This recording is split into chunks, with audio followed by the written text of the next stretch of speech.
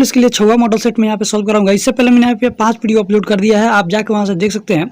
मैं आप सभी को बता दूं कि ये जो मॉडल सेट यहाँ पे आपको मैं सॉल्व करा रहा हूँ, बिहार पुलिस का एकदम डिट्टो जो बोल सकते हो मॉडल सेट, उसी पे आधारित है ये। चलिए वीडियो शुरू करते हैं बिना किसी देरी के। देखिए आपके सामने यहाँ पे पहला प्रश्न दिया गया है। प्रश्न में दिया है यहाँ पे कि रौद्र रस का स्थायी भाव इनमें से कौन सा है।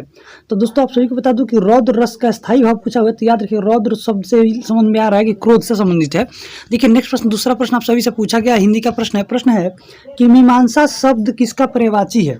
तो आप सभी को मैं बता दूं कि मीमांसा जो शब्द है ना, वो पर्यायवाची है यहाँ पे समीक्षा का, तो ये भी आपको पता होना चाहिए दोस्तों। साथ ही साथ मैं आपको बता दूं यहाँ पे कि समाप्ति जो है, समाप्ति का पर्यायवाची अगर कोई कहेगा तो रखिएगा, याद रखिएगा इति हो जाएगा, खात्मा हो जाएगा, अंत हो जाएगा, समापन हो जाएगा। ऐसे करके चीजें आप सभी को याद रखना है।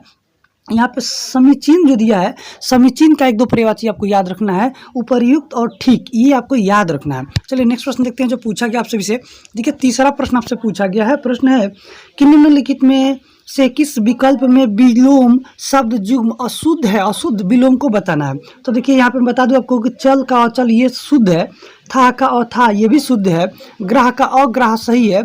यहाँ पे छार का अक्षार नहीं होता है, छार का अक्षर होता है, याद रखिएगा छार का क्या होता है, अक्षर होता है। इस प्रकार से यहाँ पे आपका आंसर बी सही हो जाएगा।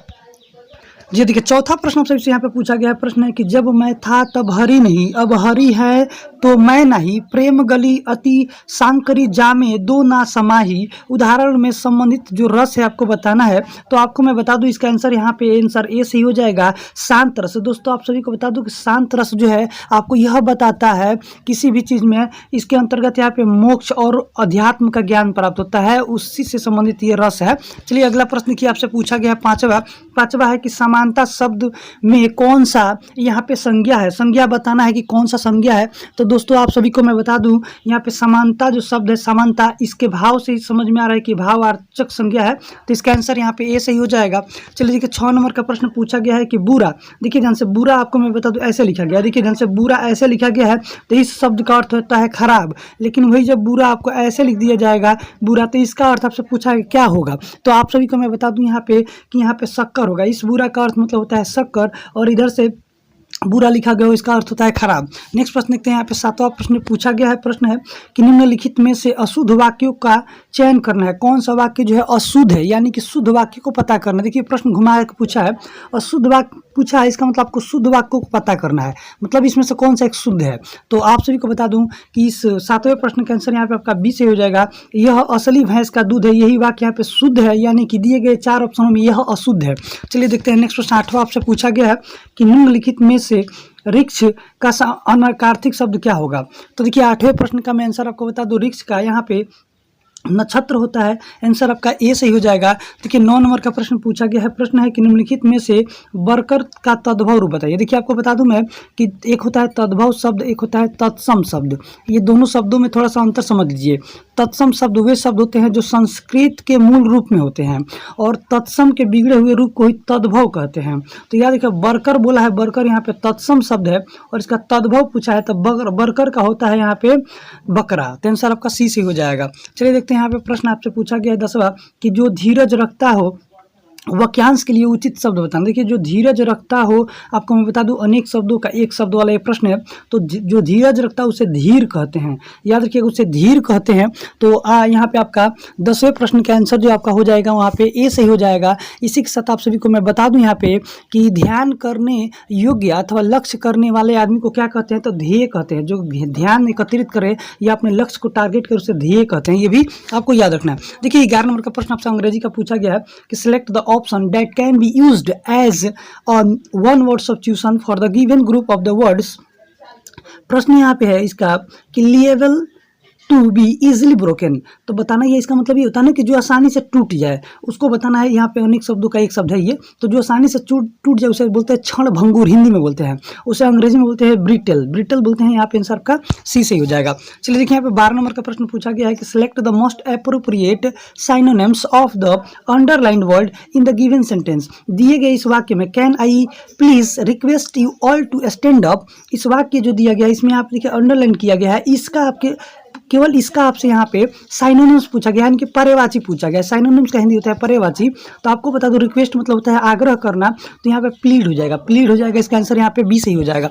चलिए देखते हैं यहाँ पे नेक्स्ट प्रश्न जो आपसे पूछा गया है दोस्तों आप सभी को बता दूं कि इस वीडियो में देख रहे सारे प्रश्नों का यदि आपको पीडीएफ चाहिए तो पीडीएफ में कमेंट यहाँ पे डिस्क्रिप्शन में डाल दूंगा, वहाँ से आप लोड कर सकते हैं। यदि पीडीएफ को लोड करने में किसी प्रकार का आपको दिक्कत हो तो आप कमेंट कीजिएगा, मैं आपको प्रीवियस का पीडीएफ को प्रोवाइड कराऊंगा। चलिए देखिए, यहाँ पे 13 नंबर का प्रश्न आपसे पूछा गया प्रश्न है कि select the most appropriate option to fill in the blanks. यहाँ पे जो सही आंसर है उसको यहाँ पे फिल इन द ब्लैंक्स करना है। सेंटेंस है प्लीज पास। देखिए प्लीज पास मुझे 10 साल्ट कहने का मतलब ये कि प्लीज पास, तो यहाँ पे आप देखिए प्लीज पास मी 10 साल्ट, मुझे नमक दो, ऐसे होगा तो यहाँ पे मी हो जाएगा। अगला प्रश्न क्या यहाँ पे नेक्स्ट प्रश्न आपसे पूछा गया है प्रश्न है कि select the word which means that same as the group of words underline in the given sentence. दिए गए वाक्य में जो अंडरलाइन किया है उसके आधार पर उसका अर्थ बताना। तो कि इसमें मिसप्रिंट हुआ है, यहाँ पे अंडरलाइन कहीं पे भी किया नहीं गया है। तो 14वें प्रश्न का मैं आपको आंसर बता दूं डायरेक्ट। यहाँ पे आपको याद रखना है टेरेटर बोलते हैं, टेरेटर। आंसर यहाँ पे आपका बी से हो जाएगा। चलिए 15 नंबर का प्रश्न आपसे पूछा गया प्रश्न है कि select the most appropriate set of words to fill the blanks. यहाँ पे भरना है कौन सा सही होगा। तो दोस्तों आप सभी को देखिए यहाँ पे सेंटेंस दिया है हीना इज इंडोर्ड, यहाँ पे भरना है मेनी ग्रेट क्वालिटीज। तो देखिए आप सभी को मैं बता दूं कि 15वें प्रश्न का आंसर आपको बताना है, तो यहाँ याद रखिएगा विथ, यहाँ पे विथ का प्रयोग होगा। चलिए देखते हैं नेक्स्ट प्रश्न जो पूछा गया आप सभी से। 16 नंबर का प्रश्न पूछा है कि select the most appropriate antonym. देखिए एंटोनिम का हिंदी होता है विलोम शब्द ऑफ द अंडरलाइंड वर्ड। देखिए अंडरलाइन किया गया वर्ड, तो डायरेक्ट आपको बता दूं मैं कि पूरे सेंटेंस को नहीं पढ़ के भी आप बता सकते हैं। देखिए यहाँ पे मोनोटोनस जो है ना, इसका यहाँ पे आपको एंटोनिम्स बताना है, इसका एंटोनिम क्या होगा। तो देखिए आपको बता दूं 16वें प्रश्न का आंसर आपका जो हो जाएगा वो यहाँ पे इंटरेस्टिंग हो जाएगा। इसका मतलब यह है कि इंटरेस्टिंग का हिंदी होता है दिलचस्प, दिलचस्प लगाना। तो इसका मतलब यह है कि मोनोटोनस जो होता है उसका मतलब होता है घृणा करना। चलिए अगला प्रश्न देखते हैं यहाँ पे जी। 17 नंबर का प्रश्न देख सकते हैं आप, यहाँ पे पैसेज से दिया हुआ है, इस पैसेज को आप पढ़िए, इसका आंसर कमेंट कीजिए क्या होगा। ऑप्शन आपको मैं यहाँ दिखा दे रहा हूँ। चलिए नेक्स्ट प्रश्न देखते हैं जो पूछा गया प्रश्न आप सभी से। देखिए यहाँ पे 18 नंबर का प्रश्न आप सभी से पूछा गया है प्रश्न है कि she is always on cloud 9 when the talks about her family. तो इस 18वें प्रश्न का आंसर आपको बताना है। अगर आपको पता हो तो कमेंट करते चलिएगा। मैं आपको बता दूं कि इसका आंसर यहाँ पे आपका बी से हो जाएगा। She is extremely happy when talking about her family. वो बहुत खुश होती है जब अपने परिवार के बारे में बात करती है। चलिए नेक्स्ट प्रश्न देखते हैं। जी हाँ दोस्तों, देखिए यहाँ पे आपसे पूछा गया है 19 नंबर का कि select the most appropriate option that can substitute the underline word in the given sentence. दिए गए वाक्य में आपको बताना है जो यहाँ पे अंडरलाइन किया गया है उसके जगह पे इसके जैसा कौन सा सेंटेंस जो है सब्स्टिट्यूट किया जाएगा। तो 19वें प्रश्न का आंसर मैं आप सभी को बता दूं, यहाँ पे इसका आंसर यहाँ पे आपका मोस्ट ब्यूटीफुल हो जाएगा। ऑप्शन आपका ए सही हो जाएगा। देखिए दोस्तों आप सभी को मैं बता दूं यहाँ से जो सारे प्रश्न हैं जीके और जीएस के शुरू होने वाले हैं और करंट अफेयर के, तो इन सारे प्रश्नों को आप ध्यान से देखिएगा क्योंकि इन सारे प्रश्नों से रिलेटेड मैं यहाँ पे एक्स्ट्रा फैक्ट बताऊंगा। यदि आप इसे नोट डाउन करते हैं तो आपका स्कोर पक्का यहाँ पे बढ़ेगा। चलिए देखते हैं प्रश्न, देख सकते हैं कि यहाँ पे देखिए 20वां प्रश्न पूछा गया है कि राज्यसभा के सदस्यों के निर्वाचन का तरीका किस देश के संविधान से लिया गया है। तो 20वें प्रश्न का आंसर आपको बता दूं मैं कि इसका आंसर यहाँ पे आपका दक्षिणी अफ्रीका, यहाँ से आपका आंसर सी से हो जाएगा। दोस्तों आप सभी को मैं बता दूं यहाँ पे कि दक्षिणी अफ्रीका से भारतीय संविधान में, याद रखिएगा, संविधान में संशोधन को लिया गया है। याद रखिएगा संविधान में संशोधन को जोड़ा गया यहीं से। अब भारतीय संविधान में संशोधन का प्रावधान जो है अनुच्छेद 368 के अंतर्गत इसका उल्लेख मिलता है और भाग 20 में इसका पूरा उल्लेख मिलता है। साथ ही साथ मैं आपको बता दूं कि राज्यसभा के सदस्यों का निर्वाचन करने का जो नियम प्रणाली है वो भी यहाँ पे दक्षिणी अफ्रीका से लिया गया है। ये भी आपको पता होना चाहिए। इसके साथ में कुछ और भी बातें आपको बता दूं। यहाँ देखिए आयरलैंड आपको दिख रहा है, तो राज्य के नीति निर्देशक सिद्धांत यहाँ से लिया गया है। और यहाँ पे अमेरिका जो दिख रहा है, यहाँ से आपको मैं बता दूं कि मूल अधिकार लिया गया है। और फ्रांस जो है, यहाँ पे फ्रांस की क्रांति आपको याद रखना है कब हुआ था, तो 1789 में। मोस्ट इंपॉर्टेंट ये प्रश्न बनता है यहाँ से।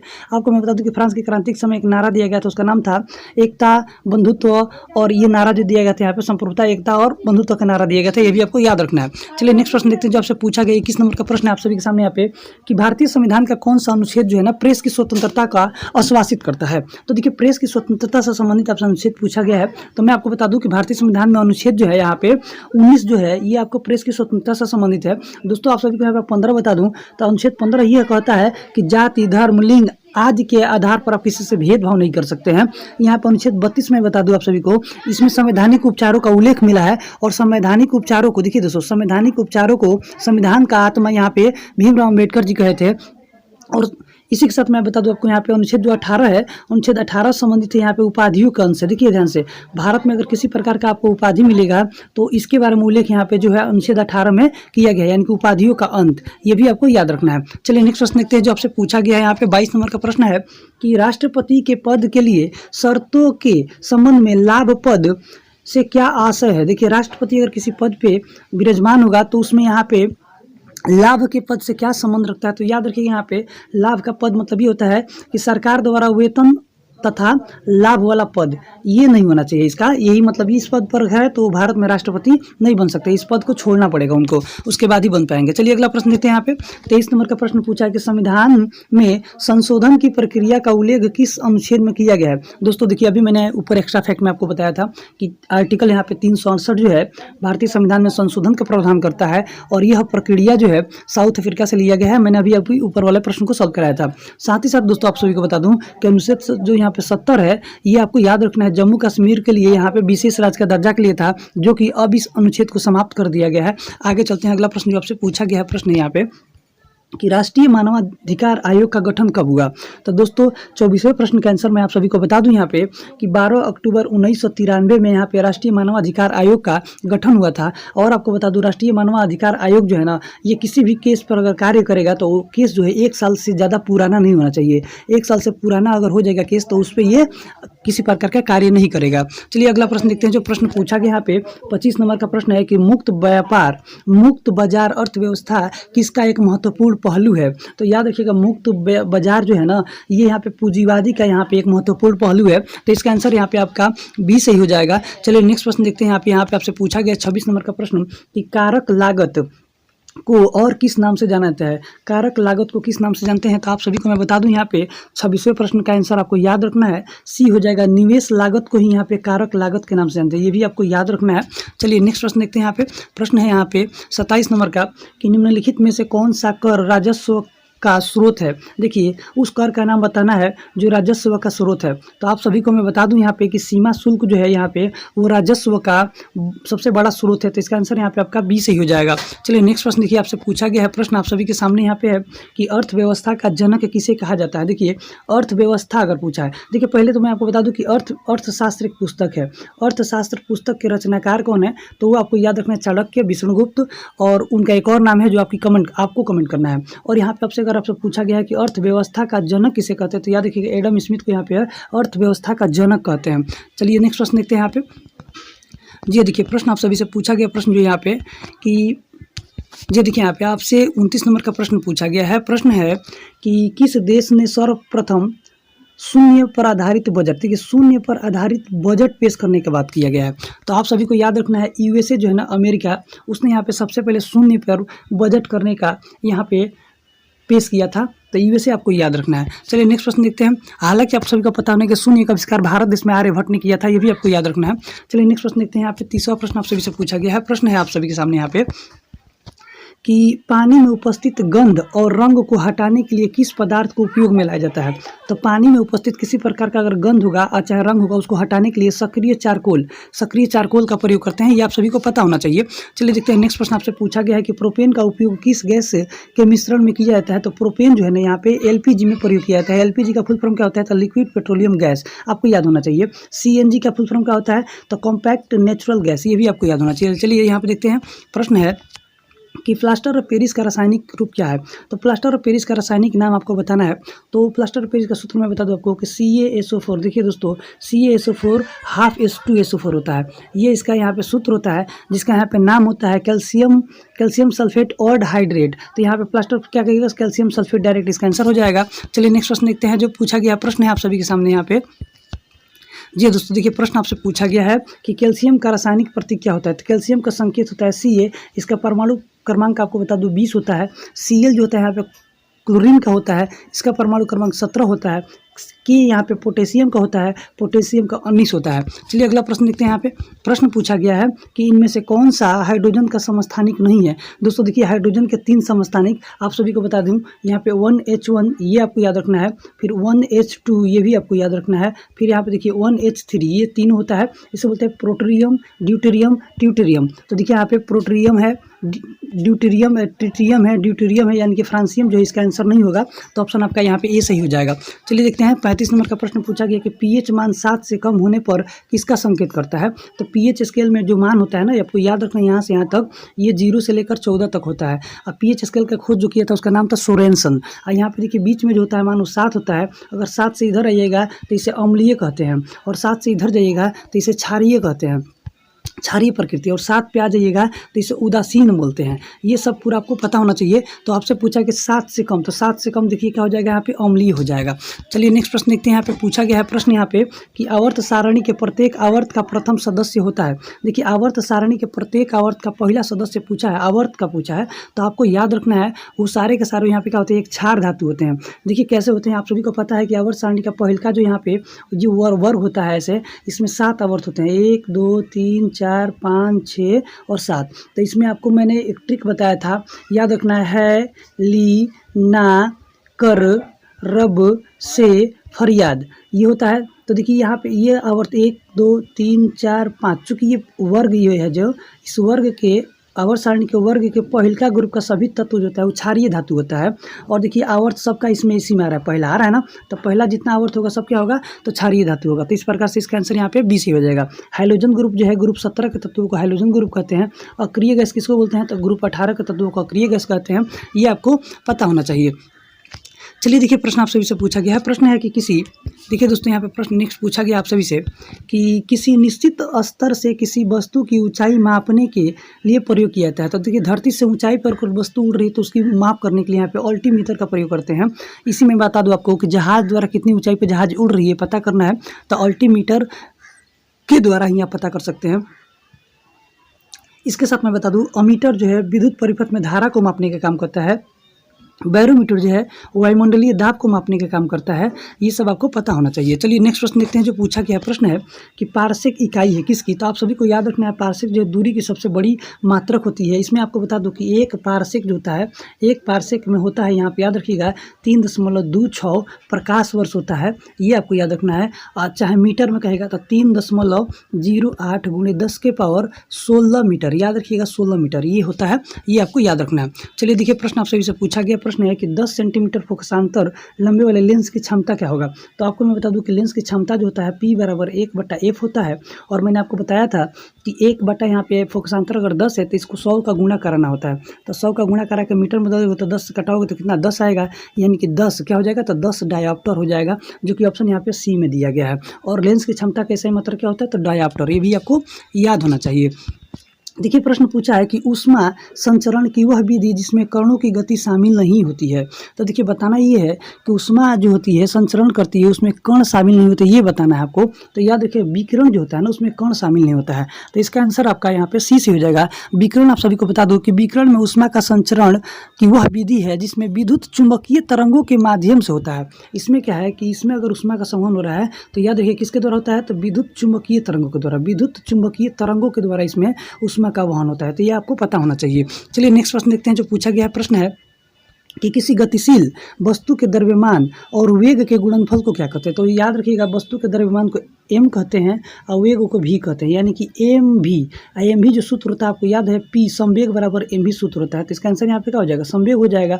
आपको बता दूं संवेग एक सदिश राशि है, ये भी आपको पता होना चाहिए। संवेग एक सदिश राशि है। और आप सभी से कोई कहे कि इसका ऐसा ही मात्रक बताइए, तो देखिए यहाँ पे m भी है। m को किसी m यानी कि मास को किस में मापते हैं, तो kg में मापेंगे। और v यानी कि वेलोसिटी वेग को किस में मापते हैं, तो मीटर प्रति सेकंड में, यानी कि संवेग कैसे ही मात्रक हो kg मीटर प्रति सेकंड। ये आपको याद होगा। अगर आप सभी को पता है तो इसका बीमा कमेंट कीजिएगा कि इसका बीमा क्या निकलेगा। चलिए अगला प्रश्न देखते हैं। जो पूछा गया आप सभी से प्रश्न है कि निम्नलिखित में से किसका ध्वनि के वेग पर कोई प्रभाव नहीं पड़ता है। देखिए ध्वनि के वेग पर किसका प्रभाव नहीं पड़ता, तो याद रखिएगा यदि किसी भी परिपथ या किसी भी पथ में ताप नियत हो, देखिए ताप अगर नियत हो जाएगा तो दाब का प्रभाव नहीं पड़ता है। ध्वनि पर मुख्य रूप से किसका प्रभाव नहीं पड़ता है, तो दाब का प्रभाव नहीं पड़ता है। आंसर आपका ए सही हो जाएगा।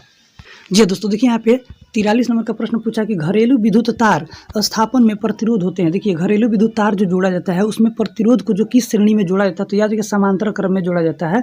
तो आपको मैं यहाँ पे बता दूँ एक और बात कि जो घर में जो विद्युत करंट आता है उसका वोल्टेज कितना होता है, तो याद रखिए 220 वोल्ट AC में होता है, AC में। ये भी आपको याद रखना प्रतिवर्ती धारा में। चलिए अगला प्रश्न आपसे से पूछा गया प्रश्न है कि प्रकाश ऊर्जा का रासायनिक ऊर्जा में रूपांतरण होता है। देखिए प्रकाश ऊर्जा को रासायनिक ऊर्जा में कौन बदल देता है, तो आपको याद रखना है यहाँ पे प्रकाश संश्लेषण क्रिया, यानी कि 44वें प्रश्न का आंसर आपका यहाँ पे C हो जाएगा। और प्रकाश संश्लेषण क्रिया के द्वारा ही पेड़ पौधे अपने भोजन को बनाते हैं। और इसका मैं रासायनिक सूत्र आपको बता दूँ, C6CO2 प्लस 12H2O, याद रखना है 12H2O। इसका अभिक्रिया कराओगे किसी प्रकाश में, सूर्य के प्रकाश में और क्लोरोफिल की उपस्थिति में, तो बनेगा यहाँ पे C6H12O6 plus H2O plus O2 gas निकलेगा। तो ये आपको याद रखना है, इसमें ग्लूकोज का निर्माण होता है और O2 यानी कि ऑक्सीजन निकलता है। नेक्स्ट प्रश्न देखते हैं जो पूछा गया आप सभी से। प्रश्न है कि प्रोटीन की कमी से होने वाला रोग बताएं। देखिए दोस्तों, प्रोटीन की कमी से जो रोग होता है उसका नाम है क्वाशीरोकर, जो कि मुख्य रूप से बच्चों में होता है। यहाँ पे बता दूं मलेरिया जो है एक मादा एनाफिलीज मच्छर के काटने से होता है। स्कर्वी रोग जो है आप सभी को याद होना चाहिए, यहाँ पे विटामिन C की कमी से होता है।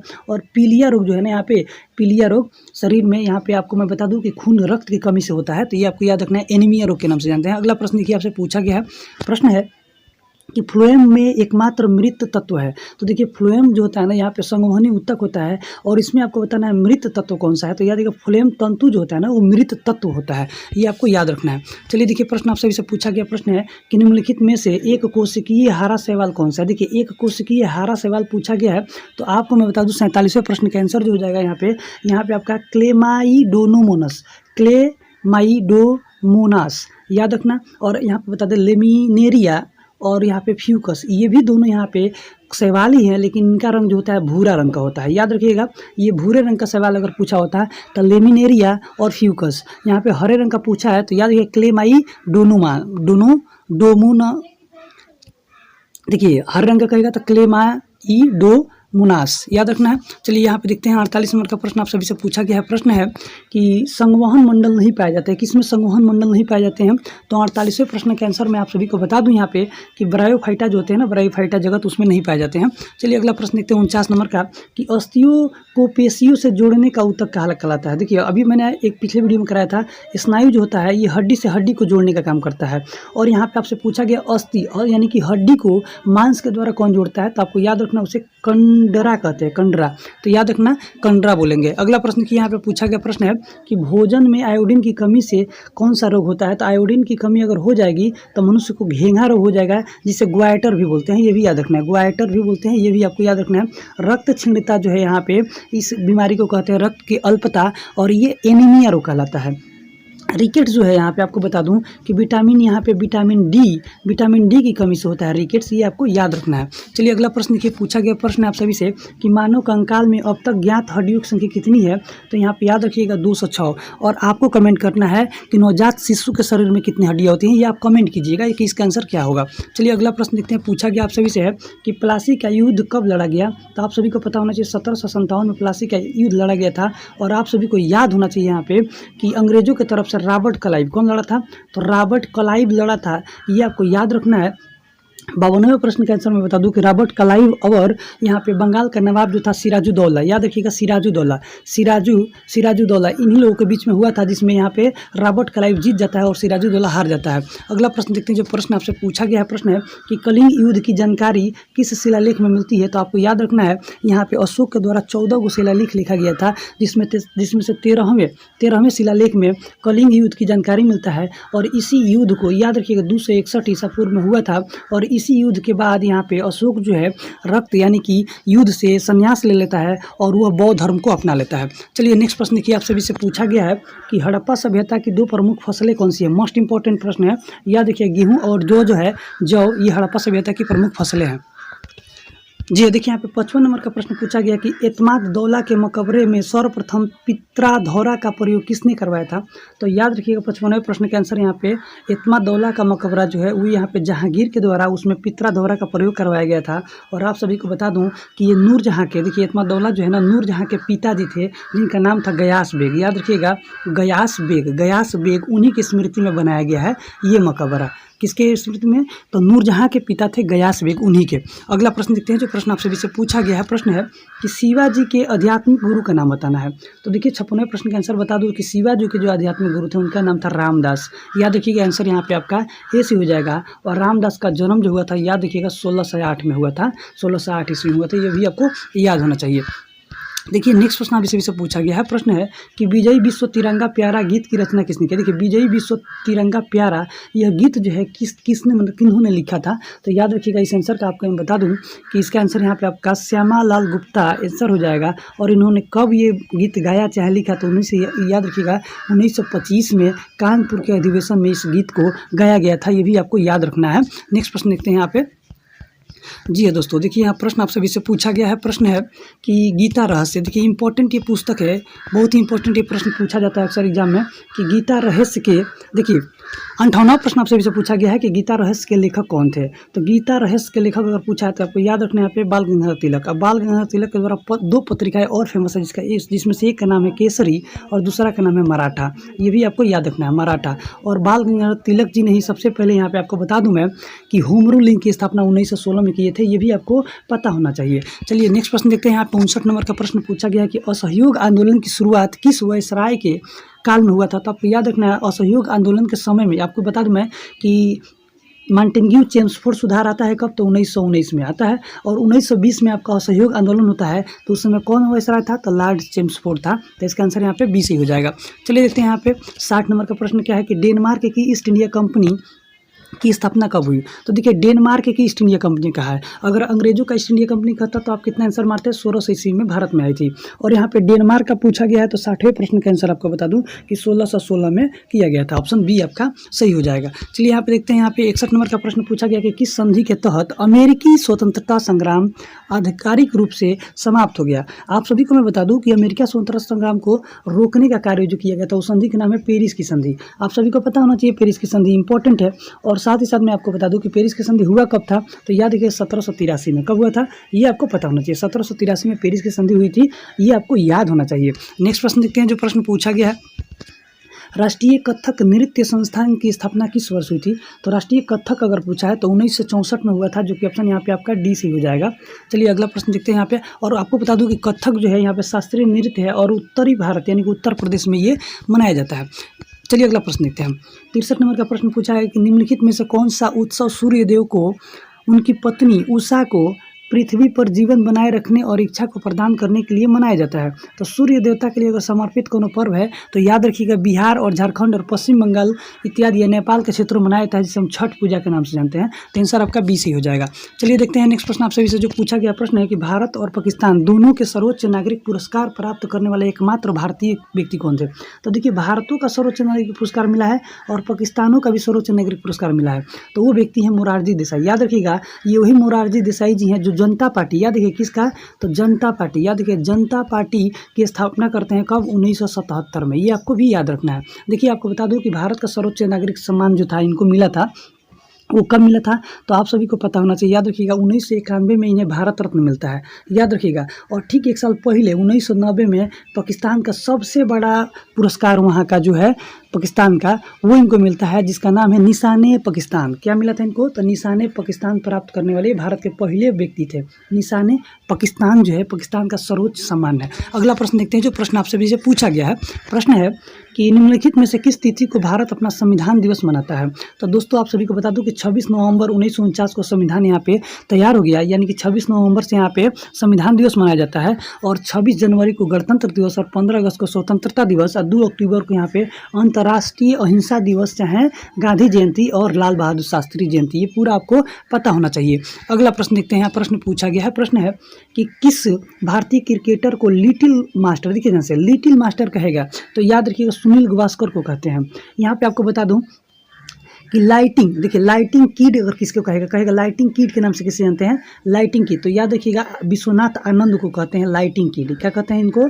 तो लाइटिंग किड के नाम से जानते हैं। यहाँ पे आपको याद रखना है कपिल देव जो है ना, कपिल देव, इससे हम लोग यहाँ पे हरियाणा केन के नाम से जानते हैं। क्या जानते हैं इसके नाम से? याद रखिएगा, बहुत इंपॉर्टेंट प्रश्न है।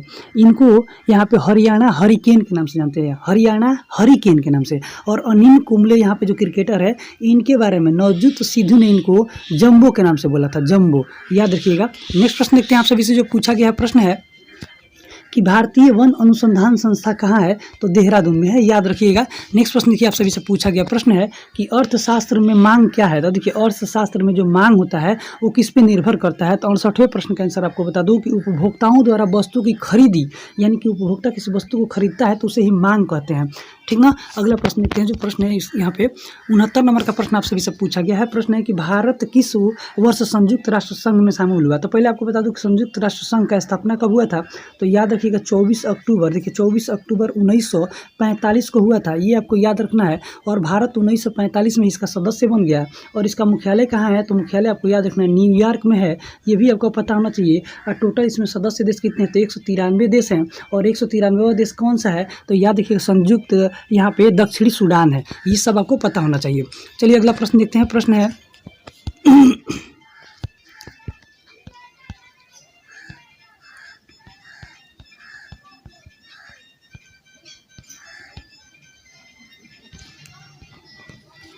जी, देखिए 70 नंबर का प्रश्न पूछा गया है कि भारत के कौन से राज्य में लोकटक झील स्थित है? देखिए लोकटक झील बहुत इंपॉर्टेंट प्रश्न है, याद रखिएगा मणिपुर में। आप सभी को बता दूं कि भारत के पूर्वी राज्यों में मणिपुर एकमात्र ऐसा राज्य है जहां पे सबसे बड़ा ये झील है, लोकटक झील। और यही वो झील है जिस झील में दुनिया का पहला तैरता हुआ पार्क, इस झील के अंदर पार्क एक है, वो तैरता है, जिसका नाम है, आप सभी को पता होना चाहिए 70 नंबर प्रश्न का, वो उसका नाम जो है, उसका नाम है केबुल लामजाओ। याद रखिएगा कौन सा पार्क है जो इसमें तैरता है, उस पार्क का नाम क्या है? केबुल लामजाओ। क्या नाम है? केबुल लामजाओ। याद रखिएगा लामजाओ। और ये किस राज्य में है? तो मणिपुर में है। चलिए अगला प्रश्न देखते हैं। प्रश्न है कि निम्नलिखित में से किस नदी को बिहार का शोक कहा जाता है? तो दोस्तों आप सभी को पहले मैं बता दूं कि सबसे अधिक अपना जो मार्ग बदलती है वो नदी कौन सी है? तो यहाँ पे कोसी है। और कोसी को इसी कारण से बिहार का शोक के नाम से जानते हैं, तो ये आपको पता होना चाहिए। चलिए अगला प्रश्न यहाँ पे पूछा गया है। प्रश्न है कि निम्नलिखित में से किस पठार को खनिज का अजायब कहते हैं? तो बताना ये है कि किस पठार में सबसे अधिक खनिज मिलता है। तो याद रखिएगा छोटा नागपुर के पठार में, यहाँ पे इसे खनिज का अजायब के नाम से जानते हैं। चलिए देखते हैं यहाँ पे 73 नंबर का प्रश्न पूछा गया है कि भारत में सर्वाधिक वर्षा के लिए प्रसिद्ध स्थान मानसिन राम जो है वो किस राज्य में स्थित है?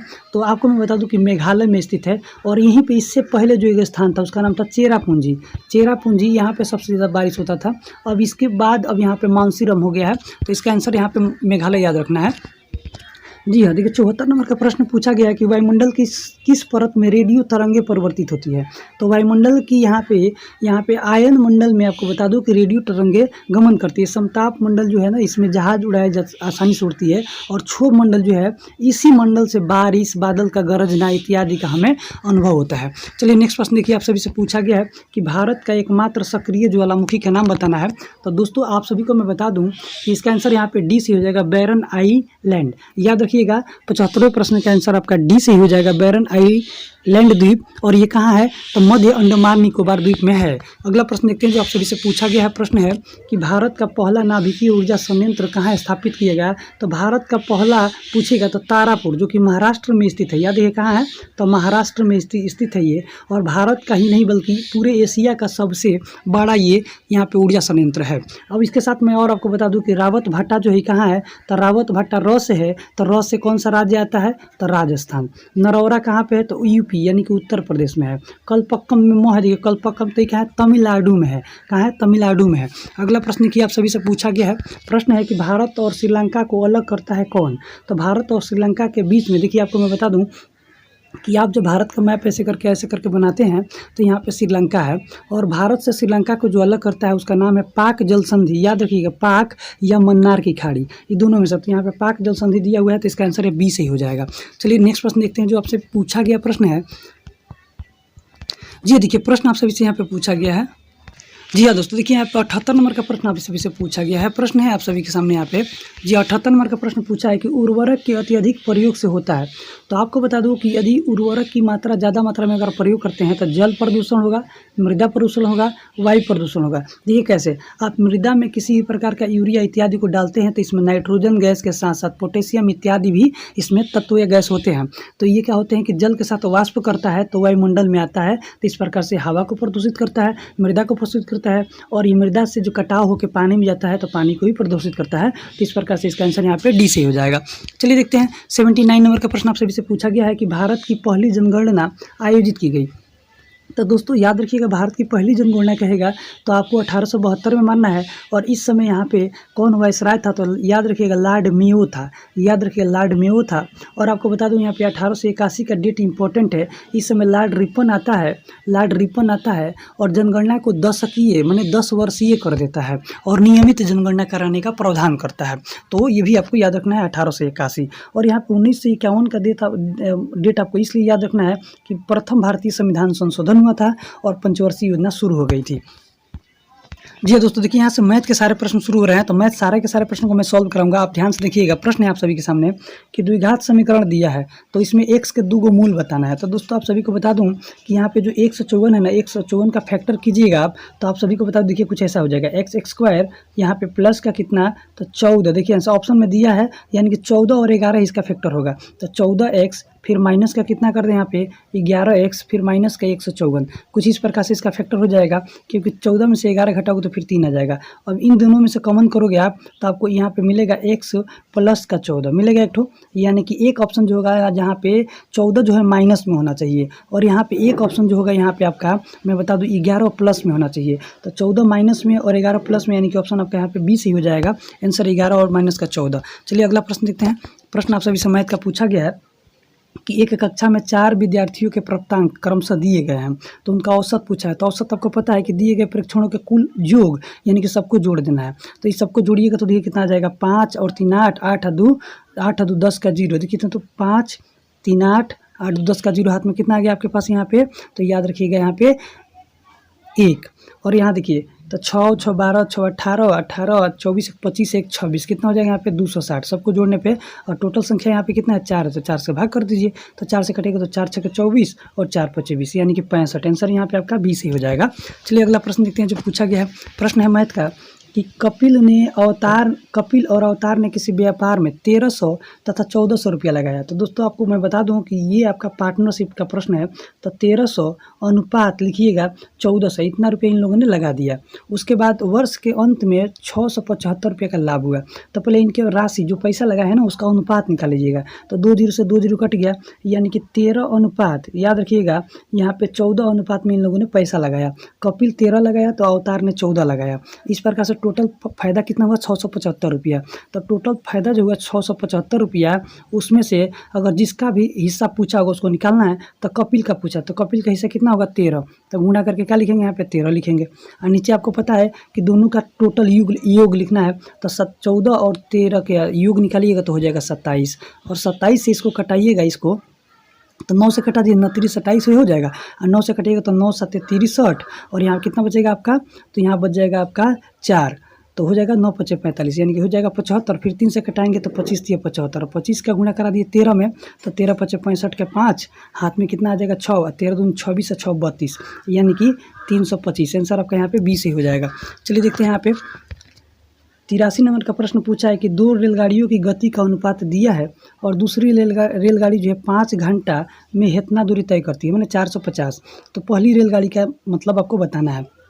तो देखिए मैं आपको बता दूं कि 2 रेलगाड़ियों की चाल का अनुपात दिया है और दूसरी रेलगाड़ी 5 घंटा में इतना तय करती है, 5 घंटा में दूसरी करती है। तो दूसरा की चाल कितना है, तो 6 है, और 6 यानी कि 5 घंटा, यानी कि 6x ले लीजिएगा, बराबर कितना हो जाएगा, तो 450 का दूरी तय करेगी। तो यहाँ पे क्योंकि यहाँ पे चाल गुणे समय बराबर होता है दूरी, तो दूरी ले लिए, तो 6 5 30 हो जाएगा यहाँ पे, यानी कि इधर कितना हो जाएगा आपका 30x। 30x बराबर कितना हो जाएगा, तो 450। अब 30 से कटाइएगा इसको तो 15 मर्त में कट जाएगा, 15 हो जाएगा इसका। अब आपसे पूछा है कि पहली रेलगाड़ी का चाल बताइए। तो पहली रेलगाड़ी का चाल कितना है, 5 है, और 5x है, तो 5x यानी कि 5 गुणे 15, तो 15 5 कितना हो जाएगा 75, जो कि ऑप्शन यहाँ पे डी में दिया गया है। चलिए देखते हैं यहाँ पे प्रश्न पूछा गया कि 2 मिनट 1 घंटे का कितना प्रतिशत है। तो देखिए 2 मिनट का है तो 2 मिनट ऊपर ले लेंगे और 1 घंटे में कितना मिनट होता है तो 60 मिनट। अब प्रतिशत के लिए गुणे 100 कर देंगे तो 1 जीरो से 1 जीरो कटेगा। अब फिर देखिए 2 से कटेगा तो 2 तिया 6 कटेगा यहाँ पे। इसका मतलब क्या होगा, ऊपर 10 और नीचे 3, यानी कि 10/3% हो जाएगा। चलिए अगला प्रश्न देखते हैं। यहाँ पे प्रश्न है आप सभी के सामने, देखिए इंपॉर्टेंट है। इस प्रश्न को मैं सेट कर दे रहा हूँ, आप सॉल्व करके बताइएगा कि एक निश्चित धनराशि पर 12% वार्षिक दर से 5/2 वर्षों में प्राप्त होने वाला साधारण ब्याज उसी राशि पर 10% से यहाँ पर 7/2 वर्षों में प्राप्त होने राशि से 50 रुपया कम है। तो कम की बात क्या है, तो मान लीजिए राशि अगर 100 रुपया होगा और 100 रुपया का दूसरा का पहले लीजिएगा कितना है, तो याद देखिए 7/2 गुणे कितना जी, तो 10 वर्षों के लिए। अब बट्टा में कितना 100, फिर माइनस कर देंगे, फिर 100 रुपया पैसा था उसमें 12% के दाम से फिर 5/2 अब बट्टा 100 कर देंगे और इसके बराबर में कितना ले लेंगे 50 रुपया और एक सॉल्व कर देंगे तो एक्स का मान निकल जाएगा। और आप कमेंट कीजिएगा कि इसका आंसर क्या होगा। चलिए देखते हैं। जी हाँ दोस्तों, देखिए प्रश्न आप सभी से पूछा गया है कि एक दुकानदार 1 केजी चाय के क्रय मूल्य के बराबर 950 ग्राम चाय बेचता है, तो लाभ बताइए। तो देखिए इसका ट्रिक मैं बता दूं, इसका ट्रिक होता है कमी, यहाँ याद रखिए कमी गुणे के 100। देखिए ध्यान से कमी गुणे 100 अब बटा प्रयोग में लाया गया किलो। तो ये देखिए यहाँ पे कमी कितना हो गया जी, देखिए 1 केजी में होता है 1000 ग्राम, तो 950 ग्राम का प्रयोग यानी कि 50 ग्राम कम कर दिया, तो 50 ग्राम कम गुणे कितना तो 100। अब बट्टा कितना प्रयोग में लाया कितना है तो 950 ग्राम। और देखिए 1 जीरो से 1 जीरो कटेगा, इसे घटाओगे तो 19 × 5 = 95, यानी कि 19 से 100 में भाग करना है। तो 19 जिसमें पूर्णांक में है तो 19 × 5 = 95, अब पूर्णांक यानी कि 5 पूर्णांक 5/19, इसका आंसर सही हो जाएगा। चलिए अगला प्रश्न देखते हैं। आप सभी से पूछा गया प्रश्न है कि पिता और पुत्र की आयु का अनुपात दिया है, उनकी आयु का गुणनफल भी दिया है, तो उनकी आयु का योग बताना है। तो देखिए पिता का आयु अगर 3 है तो 3x ले लेंगे और गुणनफल कह रहा है तो ये x हो जाएगा, बराबर कितना है जी, तो दोनों का गुणनफल 147 है। और देखिए इसका गुणा कराएंगे तो हो जाएगा 3x² हो जाएगा, बराबर कितना हो जाएगा यहाँ पे तो 147 हो जाएगा। और देखिए 3 से इसको कटा दीजिएगा तो 3 चौके 12 हो जाएगा यहाँ पे, और 3 9 27 यानी कि 49 आ गया। स्क्वायर इधर है तो इधर भेजोगे तो रूट में आएगा, तो 49 का वर्गमूल कितना आ जाएगा, तो x का मान 7 आ जाएगा। और 7 आ गया तो उनकी आयु का योग पूछा है, तो 3 में गुणा करोगे तो 7 × 21 हो जाएगा। और यहाँ पे आपको मैं बता दूं कि 7 1 में गुणा करो तो 7 हो जाएगा, तो 21 और 7 जोड़िए कितना हो जाएगा तो 28, जो कि ऑप्शन यहाँ पे ए में दिया गया है। चलिए देखते हैं। प्रश्न पूछा आप सभी से कि 2 शंकु ऐसे हैं जिनके आयतन यहाँ पे दिए गए हैं और उनकी ऊंचाई भी दी गई है, तो उनके आधार का त्रिज्या बताना है। इस प्रश्न को आप सॉल्व करिए और बताइए आंसर क्या होगा।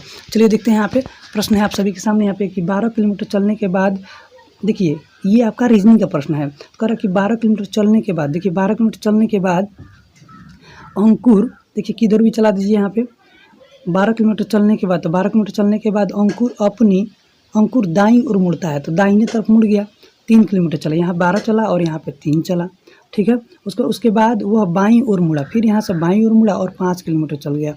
अंत में वह उत्तर की ओर चल रहा है। अब देखिए उत्तर की ओर चल भी रहा है, तो अंकुर ने यात्रा किस दिशा में प्रारंभ की, तो यहाँ से देखिए किधर चला था, इधर चला था, किधर उत्तर में ही चला था, तो इसका आंसर यहाँ पे आपका बी सही हो जाएगा। चलिए देखते हैं। 90 नंबर का प्रश्न पूछा गया है कि बिहार में आज़ाद दस्ता का संचालन किनके द्वारा किया गया था। तो देखिए आज़ाद दस्ता पूछा है तो याद रखिए JP नारायण यानी कि जयप्रकाश नारायण के द्वारा शुरू किया गया था।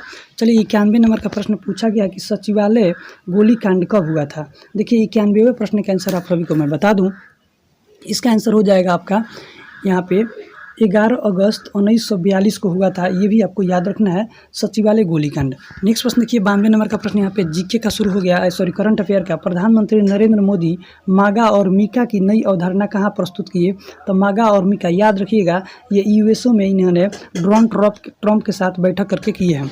अगला प्रश्न देखिए, प्रश्न आप सभी से पूछा गया है कि भारत के 26वें मुख्य चुनाव आयुक्त के रूप में किसे नियुक्त किया गया है, तो याद रखिए ज्ञानेश कुमार को नियुक्त किया गया है। और आप सभी को बता दूं कि भारत के पहले मुख्य चुनाव आयुक्त कौन थे, तो याद रखिएगा उनका नाम था सुकुमार सेन। क्या नाम था, सुकुमार सेन, ये आपको याद होना चाहिए। चलिए अगला प्रश्न देखते हैं जो पूछा गया है, करंट का सारे प्रश्न है। यहाँ पे प्रश्न है कि केंद्रीय बजट 2025-26 में सूक्ष्म उद्योग के लिए निवेश कितनी राशि किया गया है, तो 94 प्रश्न के आंसर आपको मैं बता दूं कि लगभग 2.5 करोड़ रुपया। आंसर देखिए यहाँ पे प्रश्न है कि मोदी जी देखिए 95 नंबर का प्रश्न पूछा गया है। यहाँ पे इंपॉर्टेंट है प्रश्न सारे के सारे, ये करंट अफेयर के। देखिए 95 नंबर प्रश्न के मोदी स्मृति चिन्ह संग्रहालय कहाँ प्रारंभ हुआ। तो देखिए मोदी स्मृति संग्रहालय जो है ना, ये प्रारंभ हुआ है। 95वें प्रश्न का आंसर आपको बता दो। देखिए चूँकि बिहार का प्रश्न पेपर है तो याद रखिएगा बिहार में इसका स्थापना हुआ है, तो ये भी आपको याद रखना है। देखिए 96 नंबर का प्रश्न पूछा गया है। प्रश्न है कि क्रिकेट में सेवाओं के लिए किस ब्रिटिश नाइटहुड उपाधि से सम्मानित किया गया। तो क्रिकेट का एक प्लेयर है इंग्लैंड का जिसका नाम है जेम्स एडरसन। इन्होंने टेस्ट और टोटल अपने कैरियर में 704 विकेट से अधिक विकेट ले लिए हैं। इसी के योगदान में इन्हें नाइटहुड की उपाधि दिया गया है, जिनका नाम है जेम्स एडरसन। जी दोस्तों देखिए यहाँ प्रश्न आप सभी से पूछा गया है। प्रश्न है कि बिहार के गया जिले के किस उत्पाद को जीआई टैग मिला है। तो बिहार का, पहले मैं बता दूं, बिहार के गया जिला का नया नाम बदल के गया जी कर दिया गया है। और बिहार के इसमें किसका उत्पाद को मतलब जीआई टैग मिला है। तो आप सभी को याद रखना है, यहाँ पे 97वें प्रश्न का आंसर आपका हो जाएगा। यहाँ पे स्टोन आर्ट को मिला है। और आपको साथ ही साथ मैं बता दूँ बिहार के जर्दालू आम और मगहिया पान और मैथिली जो होता है ना मैथिली आर्ट, उस सभी को यहाँ पे मिला हुआ है, ये भी आपको याद रखना है। चलिए 98 नंबर का प्रश्न आपसे पूछा गया कि कोसी मेची लिंक परियोजना का संबंध किस राज्य से। तो कोसी मेची लिंक जो है ना, वो आपको याद रखना है। 98वें प्रश्न का आंसर हो जाएगा यहाँ पे आपका बिहार से संबंधित है। कोसी चूँकि बिहार में है, बिहार की शोक नदी कहते हैं, तो बिहार में ही है, ऐसे करके याद रखिएगा। अगला प्रश्न किए 99 नंबर का है कि वर्ष 2025 के अंतर्राष्ट्रीय योग दिवस के लिए कौन सा थीम रखा गया है। तो पहले तो आपको बता दूं कि अंतर्राष्ट्रीय योग दिवस जो है ना 21 जून को मनाया जाता है। अभी हाल ही में ये डेट बीता हुआ है, याद रखिएगा। और आप सभी को मैं बता दूं ये इंपॉर्टेंट प्रश्न बन रहा है आपके एग्जाम के लिए। और इसका थीम जो रखा गया था वो योग for one earth one health रखा गया है। तो आंसर यहाँ पे डी सही हो जाएगा। देखिए आज के प्रश्न का आखिरी प्रश्न है यहाँ पे कि भारत का 58वां टाइगर रिजर्व किसे घोषित किया गया है। तो 58वां टाइगर रिजर्व जो है घोषित किया गया है। 100वें प्रश्न का आंसर आपको बता दूं यहाँ पे माधव टाइगर रिजर्व, याद रखिएगा। और किस राज्य में है, तो मध्य प्रदेश एमपी में स्थित है। ये भी आपको पता होना चाहिए, मध्य प्रदेश में ये स्थित है। ठीक है।